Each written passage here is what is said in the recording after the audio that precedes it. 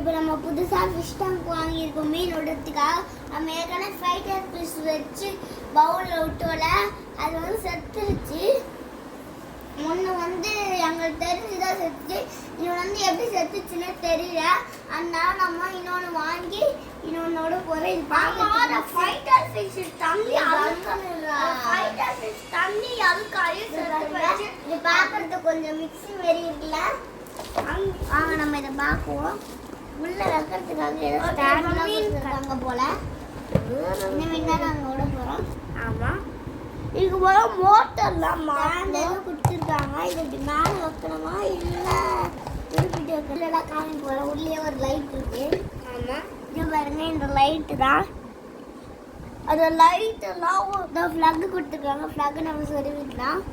ஆமா, அப்படி சொல்லுவதுதான் நமக்கு அந்த மீன். ஆனா இந்த கிளாஸ் நம்ம பார்த்து வச்சுக்கணும், சும்மா பிளாஸ்டிக் இல்ல.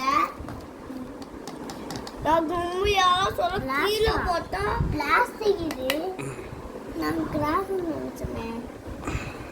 இந்த வாட் ஸ்டாண்ட் இது மேலே தூக்கி இப்படி வச்சுக்கலாம். நம்ம இப்படி வச்சுக்கலாம். அது இப்போ நம்ம வந்து மீன் வாங்கிக்கலாம். அந்த மீனை பாருங்க,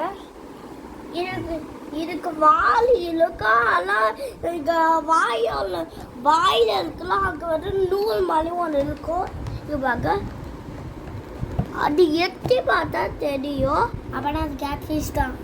ரியல் ஃபிஷ்ஷு பாருங்க, அதெல்லாம் இருக்கு நூல் மாதிரி இருக்குது. ஃப்ரெண்ட்ஸ், இப்போ நம்ம லைட் ஆன் பண்ண போகிறோம். ரொம்ப பிளைட்டாக கண்ணு கிட்ட மட்டும் வச்சு சாக்லேட் மாதிரி வச்சுல. இந்த பாருங்க, இது மாதிரி சோத்துல இருக்கும்போது சாக்லேட் மாதிரி வச்சோட கண்ணு. ஃப்ரெண்ட்ஸ், இப்போ நம்ம வந்து மீன் விட போகிறோம்.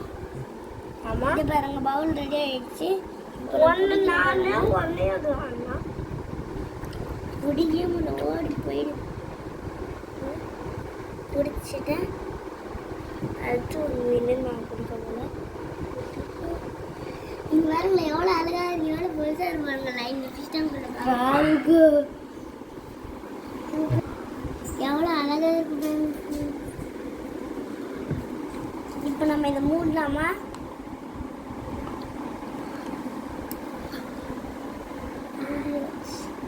இதுல நம்பிக்கலாம். லைட் ஆன் பண்ணுவோம்.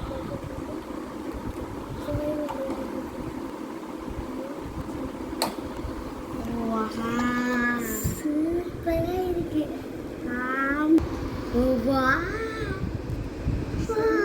இருக்கு. இது நம்ம நைட்ல இப்படியே வச்சுட்டு போயிடலாம். அழகா இருக்கும். லைட் ஆன் பண்ணி விடக்கூடாது. லைட் ஆன் பண்ணா அண்ணா இதே